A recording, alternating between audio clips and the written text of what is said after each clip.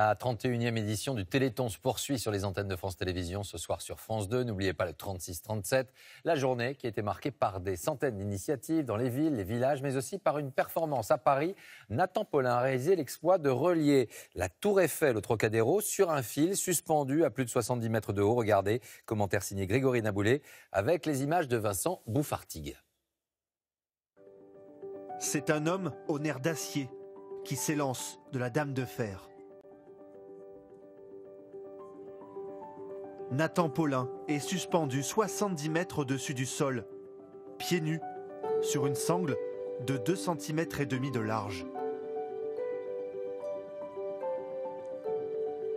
Avec un harnais, comme seule sécurité. Le monde d'en bas n'en revient pas. Il a l'air tellement serein et genre tout va bien que c'est très impressionnant. C'est fantastique, incroyable, mais je ne le ferai pas. Cet exploit est réalisé dans le cadre du Téléthon. Apollo, 11 ans, atteint d'une maladie neuromusculaire qui bientôt l'empêchera de marcher, rêve par procuration. C'est un peu notre héros du jour. J'aimerais tellement pouvoir l'accompagner sur cette slackline, mais il se trouve que je ne peux pas le faire. Nathan Paulin, haut-savoyard de 23 ans, a réussi son pari. Il établit un nouveau record du monde en milieu urbain. Pas mal de stress et énormément de bonheur, surtout à la fin. Et c'était irréel, c'était magnifique. Je suis super content que ça se fasse. Je suis heureux de faire ça pour le Téléthon. Un peu plus de 30 minutes pour parcourir 670 mètres. Une performance qui, comme la vie, tient parfois à un fil. Oui, n'oubliez pas le 36-37 et on va tout de suite... On encourage Nathan, mais évidemment la sécurité ça compte. Et Monsieur Sécurité, ici avec nous, c'est Nelson Montfort. Bonjour Nelson. Bonjour Faustine, bonjour à vous tous. Alors je ne sais pas si je suis Monsieur Sécurité parce que je vous avoue que quand on voit Nathan à une 60aine de mètres très bientôt au-dessus de nous, je ne sais pas si je suis Monsieur Sécurité. Mais en revanche, j'ai à côté de moi effectivement Monsieur Sécurité, Alexandre Gomez de Miranda. Vous avez un très joli nom en plus Alexandre. Et vous êtes sapeur-pompier professionnel, président de l'association Highline Rescue Experience, spécialisé donc dans le domaine de l'accompagnement, j'imagine, de ce slack. Bienvenue en tout cas. Alors vous connaissez Nathan mieux que personne parce que tout ce qui est de préparation en amont, sécurité, etc., c'est ô combien indispensable. Exactement, nous on est là en fait pour accompagner le Highliner de la phase d'installation jusqu'à la performance. Insister sur la sécurité et vraiment les soulager dans toute cette partie-là. Donc que ce soit l'installation, les points d'ancrage, veiller à la sécurité des personnels, tous les gens qui vont être autour. Voilà, c'est notre travail et jusqu'au moment de la performance. Alors justement, vous nous disiez à l'instant l'installation, ce n'est pas quelque chose d'anodin, surtout c'était donc hier après-midi ou hier soir, je ne sais plus. Il faisait moins chaud qu'aujourd'hui, là nous avons une journée magnifique. Comment est-ce que ça s'est passé? Ça s'est passé très bien, on a mis 6 heures pour l'installation. Ça quand même, de oui. nuit, ouais. Il a fait froid, on a eu de la pluie, voilà, on a rencontré pas mal de petits soucis météo, mais sinon voilà, l'équipe était en place, on a pu vraiment être concentré sur notre mission et réaliser tout dans les temps qui nous étaient impartis. Et comment vous êtes-vous vous-même intéressé à cette discipline? Et quelle discipline? Ouais, en fait, moi je suis pratiquant, on va dire, très moyen en slackline. J'ai voulu j'essaye un petit peu. J'ai voulu essayer un peu en hauteur, entre deux arbres, et puis tout de suite je me suis rendu compte que quand on n'est pas habitué, on se retrouve pendu sous sa corde en dessous de la slack, et pour remonter c'est pas évident. Et par rapport à mon métier, donc pompier professionnel spécialisé dans le grimpe, donc le secours en milieu périlleux, voilà, j'ai eu cette sensibilité, et puis on a essayé de se poser les bonnes questions. On a regroupé pas mal de personnes autour de nous, des slackers, des slackers, c'est comme ça qu'on dit. Avec l'accent, slackers. Voilà. Yeah. Très bien. Alors, ce que vous tenez en main est un objet qui paraît comme ça un petit peu anodin, mais qui ne l'est pas du tout. Alors que je crois que notre ami est pratiquement au-dessus. Ah, regarde, c'était extraordinaire. Regardez, il est juste là. Et vous disiez qu'il a environ 35-40 minutes pour faire la traversée. J'ai l'impression qu'il est dans les temps. Ah ouais, pour l'instant, il est dans les temps. Il est bien là, le vent l'aide. Pousse la ligne, il a l'air d'être dans de bonnes conditions là pour la passer, donc ouais, on est ravis.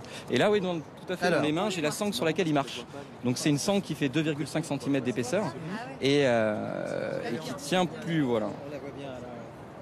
Voilà. Franchement, quelque part, sa vie dépend de cette sangle d'une certaine manière. Exactement, sur les images, on peut voir, il y a une sangle principale sur laquelle il marche, et en dessous, vous avez une seconde sangle qui sert de sécurité. Et entre les deux, vous avez des coutures Tous les petits arceaux qu'on voit en l'air, là, c'est des coutures qui maintiennent la sangle de sécurité. Ce qui fait que s'il venait à chuter ou une rupture de la sangle, il serait récupéré juste en dessous par le système de sécurité. Je crois que nous avons un petit magazine qui va peut-être nous montrer justement la fabrication de cette sangle dont vous parliez à l'instant, Alexandre. Alors, regardez, voilà, on voit donc sur cette image, c'est extrêmement fin, mais extrêmement précis. Oui, tout à fait.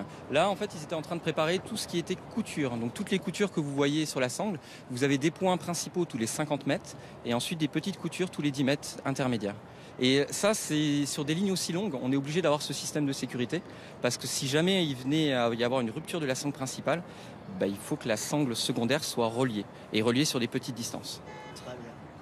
Eh bien, écoutez, voilà, Faustine, on a vu à peu près l'essentiel. Nathan est quasiment maintenant au-dessus de nous et je pense qu'on se retrouvera d'ici quelques courts instants. Merci Nelson, et je peux vous dire qu'Anthony depuis tout à l'heure il dit là c'est vraiment un moment précieux, vous avez vu mais c'est là ce important, qu'il vit, c'est terrible. Expliquez-moi pourquoi, expliquez-nous pourquoi Anthony. Parce que nous on est juste au-dessus, donc on voit bien la et surtout, line. On est dans l'axe. On voit que ça a beaucoup bougé. Qu'est-ce qui s'est passé? Du coup, le fait qu'on soit dans l'axe, on voit la ligne se déplacer de gauche à droite. Et en fait, on a le vent qui nous aide quand on a un vent constant. Et en fait, quand on a des rafales qui poussent Nathan. Là, on a sur vu le que côté, la ligne a bougé, mais de quelques 5-6 mètres. mètres. Exactement, elle se déplace incroyable. sur plusieurs mètres de côté.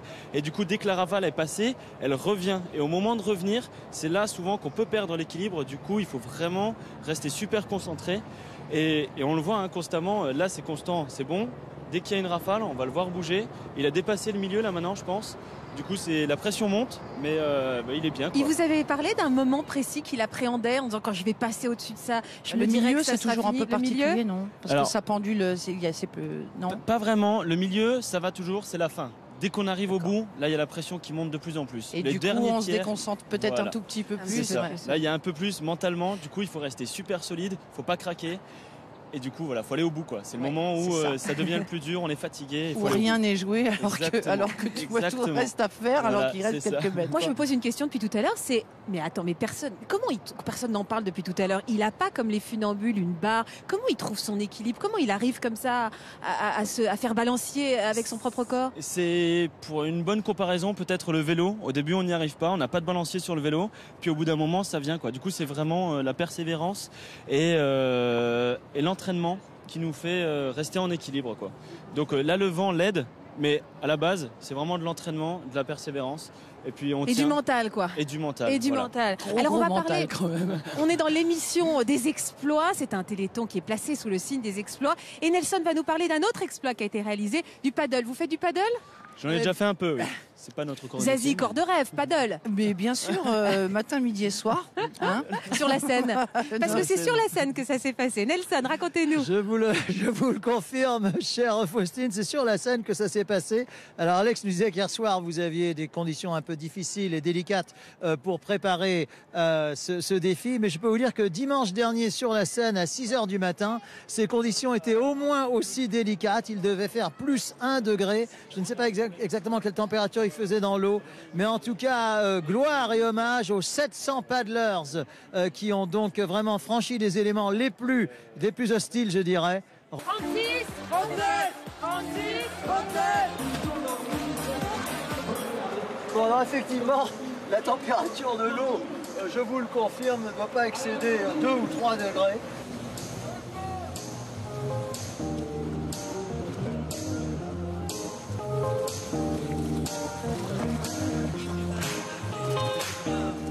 Voilà, des embarcations extrêmement spectaculaires où l'on n'oublie pas un sens de l'esthétique et de l'habillement. Mais cette course commence vraiment à prendre, je dirais, ses lettres de noblesse.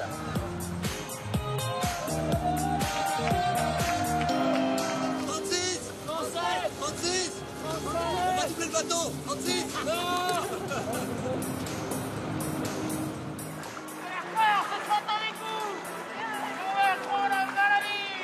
Nous nous approchons de Grégoire Tournon qui va terminer cette course. C'est pour le téléthon qu'on fait ça. Bravo, 1h11:40 pour Grégoire. Super, félicitations ami. Super Grégoire, bravo. Je vais aller passer un coup de fil, 36-37. Quel temps faites-vous? Est-ce que vous arrivez à lire le 1h15? 1h15 1h15 et 30 secondes. Bravo Nathalie, bravo Xavier, bravo à vous tous. Bravo les gars. Et je peux vous dire que c'est un moment, merci Nelson, exceptionnel que nous sommes en train de vivre puisque Nathan Paulin est juste au-dessus de notre tête. On aperçoit le dessous de ses pieds. Et vous savez quoi? C'est qu'instinctivement, on a envie de pas parler trop fort pour pas le déranger. Et Anthony a les larmes aux yeux, je peux vous dire la vérité. Il arrête pas de me dire, c'est magique, c'est incroyable, on a attendu ça depuis des mois. Qu'est-ce que vous ressentez? Il passe au-dessus de vous, Anthony. On est à fond avec lui, on est dans sa tête et lui, je pense qu'il pense à nous aussi, je pense qu'il pense au Téléthon, il pense au travail qu'on a passé les 2 derniers jours. Je pense que c'en est cool aussi parce qu'il doit avoir froid. et du coup. Mais il va bien là, je trouve que c'est incroyable. Il va bien là, il marche. Vous le sentez bien? Vite. Ça se sent à distance quand on est son collaborateur, son collègue, son copain. S'il se sent bien ou pas, vous le voyez. Il fait la même chose. Ah oui, c'est ça, vous le voyez. Il se sent bien pour l'instant. C'est à l'arrivée sur le Trocadéro, apparemment ça fait un peu couloir, ça fait un peu tourbillon. Du coup, il va peut-être être un peu secoué. Et en plus, il arrive près de la fin. Du coup, il aura peut-être la pression. Et la déconcentration un petit peu. Il y a tout qui peut venir. Il peut perdre l'équilibre à ce moment-là. Ça va On va hyper peut-être vite. le voir se battre. C'est ça qui est très impressionnant, mais c'est que ça va très vite. Et puis, il faut se dire aussi que plus ça avance et plus il y a la fatigue Voilà, aussi. Musculairement, ça doit être un truc de fou. Puis on aussi. sent l'arrivée, quoi. Donc on a envie d'y aller, qu'on a envie de courir. Et nous, je sais pas comment sont les autres, mais moi, je deviens hystérique. On essaie de rester calme. On va hurler. Non, attendez, il reste encore quelques minutes. Alors Bruno, vous nous avez rejoint. Il fait plus chaud en bas. Et puis alors beaucoup plus vite, bêtement par le pont. Hein. C'est très bizarre cette volonté de prendre cette sangle. Cette espèce de ligne. Mais non, c'est bizarre. C'est la ligne de métro qui va donc un peu plus haut. J'ai une anecdote supplémentaire parce que quand vous disiez il est juste au-dessus de nous, je vais vous avouer un secret. Hier soir, quand on a commencé à présenter le défi, etc., il m'a dit faudrait que je m'excuse parce qu'il y a des gens qui étaient dessous quand il a fait les premiers essais. Il dit à un moment j'ai eu envie de me moucher. Il a fait comme un footballeur. Et donc du coup en fait, c'était l'anecdote un peu chic. Quand vous avez dit il est au-dessus de nous, je me suis dit tiens, ce serait peut-être pas le moment. Alors c'est vrai qu'on est en train de parler, mais il y a ses parents qui sont au pied de la grue, que j'irai rejoindre tout à l'heure parce qu'ils vont l'accueillir. On va aller tous l'accueillir, Bruno. Et alors, il a dit à ses parents cette phrase, si vous venez pas, c'est comme si vous ne veniez pas à mon mariage. Pour qu'ils viennent. Et on imagine à quel point, Dio, que c'est très important. Avec le ciel, on voit des images des autres records, de vos autres records. Parce que vous savez que Nathan Paulin donc, a déjà 4 records du monde à son actif. Avec vous, Anthony. Alors, on va voyager avec vous à La Réunion d'abord, avec son tout premier record. C'était en juin 2015 sur une ligne installée à 250 mètres de hauteur. Il parcourait 403 mètres. Alors, j'arrive pas à voir, mais je crois qu'on aperçoit les images. Si, on les aperçoit. Les images, c'était un souvenir exceptionnel, La Réunion. C'était là maintenant pour nous c'est incroyable quand on est en train de faire une ligne plus longue que ça. Les records ont vraiment évolué très rapidement, mais La Réunion pour nous c'était la première fois qu'on partait en équipe et c'est là que notre équipe vraiment est devenue soudée et qu'on s'est dit il y a quelque chose à faire, à continuer quoi. Un autre record, c'est celui à Aiglun dans les Alpes-Maritimes. C'était le 19 avril 2016 et vous dépassiez pour la première fois le kilomètre de ligne. Une performance réalisée à 1 kilomètre. 1 kilomètre. Bah oui, vous savez combien de temps il a mis? Non. 1h15. 1h15 sur cette sangle. Et imaginez à combien de hauteur. Là, franchement, accrochez-vous, vous savez. Attendez, vous savez. Oui. 600 mètres de hauteur. Il faut y aller. Faut y aller, vous le proposez. Pourquoi faire pourquoi c'était vraiment la ligne, une des lignes les plus vertigineuses et incroyables qu'on a pu faire. Quoi. Moi, j'aimerais juste vous demander, qu'est-ce qui vous a pris un jour de vous dire, tiens, plutôt que de faire du vélo ou du roller ou un truc de base, je vais faire ce truc-là. C'est l'adrénaline par hasard. Alors par hasard au sol, hein, vraiment par hasard. Ouais. Et un jour, en falaise, on a vu des gens faire ça entre 2 falaises et puis j'ai dit, je voudrais essayer. Et voilà, j'ai essayé et là c'était parti. Voilà. Non, parce qu'on voyait des images tout à l'heure pour La Réunion, parce que là c'est une évidence, on voit la sangle tendue. Mais Nathan m'expliquait hier que pour tendre la sangle à La Réunion, vous avez pris des risques aussi. Hein. Oui. Je me permets de vous interrompre parce que comme il va très vite, il faut. Alors attendez, le temps d'aller le rejoindre, je voudrais qu'on regarde un autre exploit. Ça se passe en ce moment même dans le hall de France Télévisions. On est tous très gourmands ici. Eh bien, il y a un record de la plus longue tarte pomme du monde, je crois. Enfin, c'est Grégory Cohen qui est là-bas, qui va nous expliquer. Nous, on va aller attendre Nathan à l'arrivée. Là, donc on a vraiment dépassé le défi. On a fait 421,60 mètres. Donc on a explosé les Polonais, bravo! Ouais!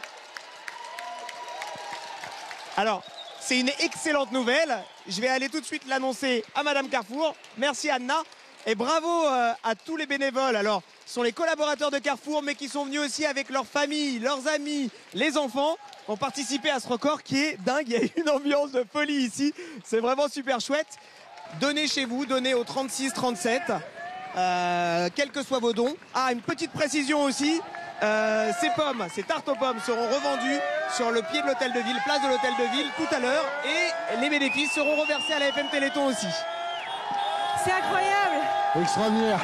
C'est un moment absolument incroyable, pour vous dire la vérité. Il va tellement vite. En direct, qu'on a regardez. couru. On a couru pour se retrouver avec lui.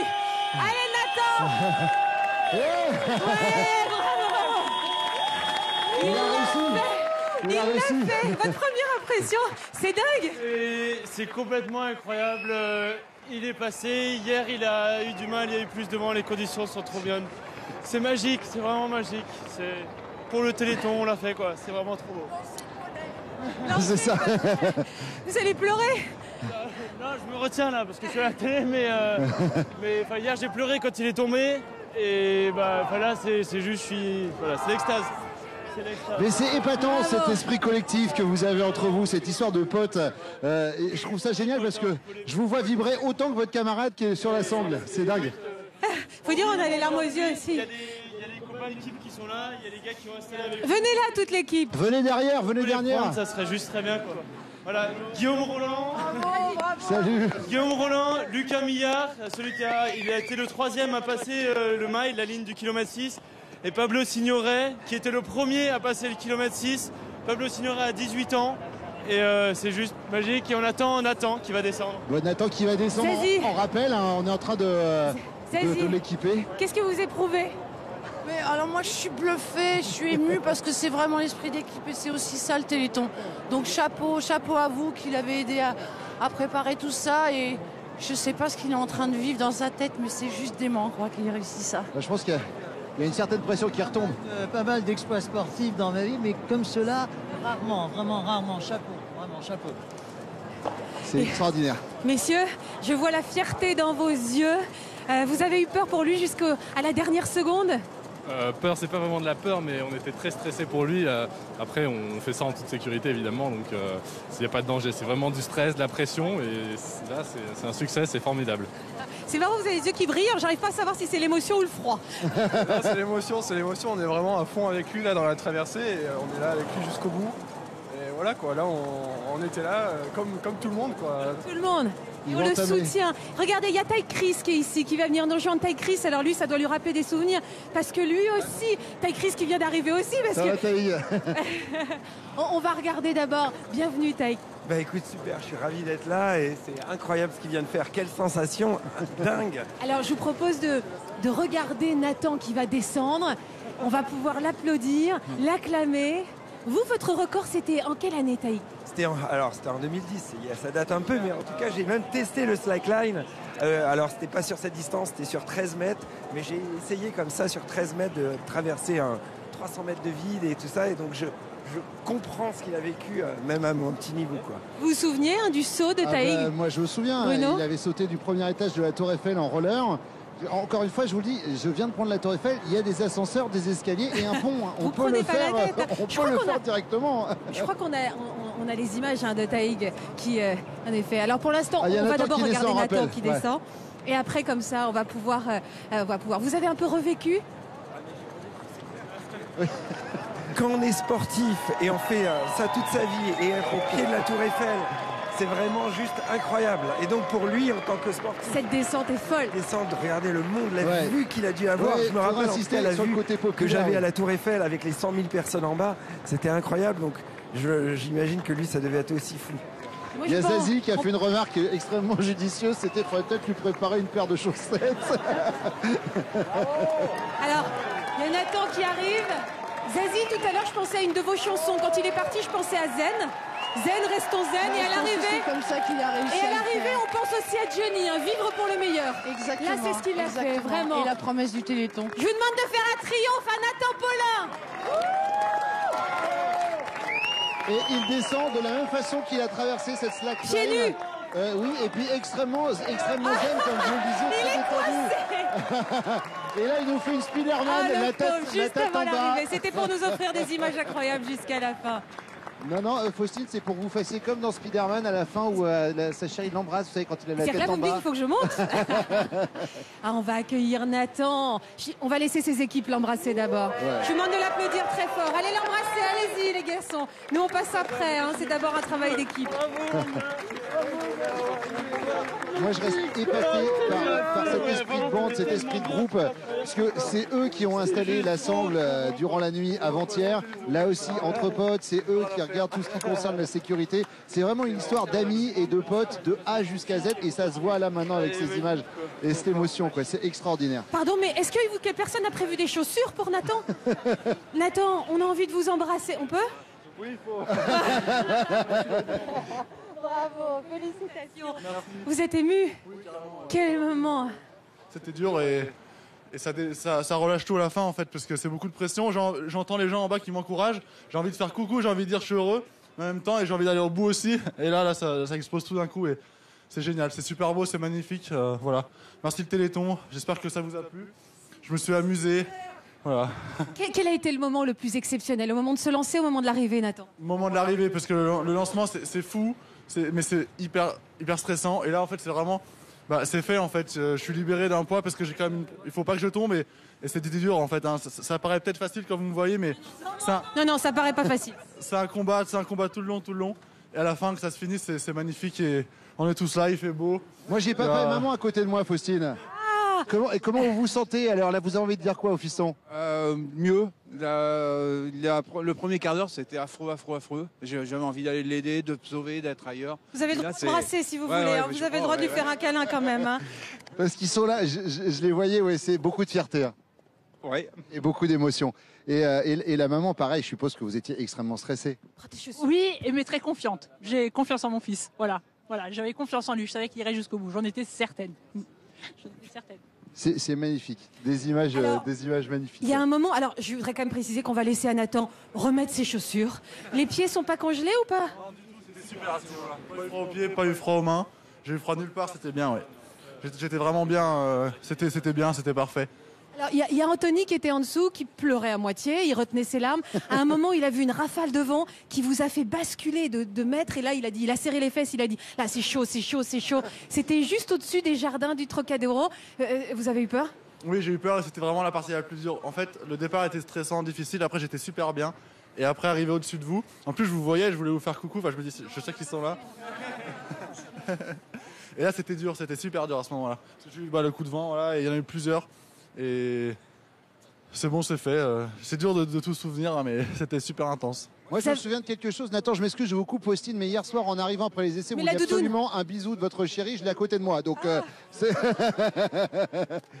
et elle est venue avec sa doudoune. Vous vous êtes senti comment pendant la traversée? Super bien, super heureuse. Stressée ou pas?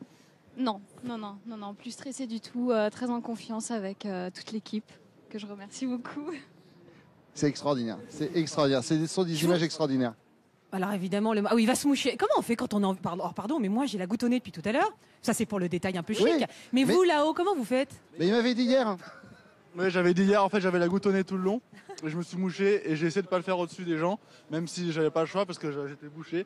Et après, j'ai reçu des fontaines, donc je me suis mouché discrètement, mais je crois que j'ai entendu des gens réagir et ça s'est vu. Vous les entendez quand on vous encourageait, les cris en bas, les caméras, la pression, tout le monde criait 36, 37, Nathan, vas-y Nathan, vous nous avez entendus? Oui, j'ai tout entendu, j'ai entendu plein de choses. J'ai entendu aussi le rassemblement de Johnny qui était loin, j'ai entendu vraiment plein de choses. J'ai entendu de la musique aussi.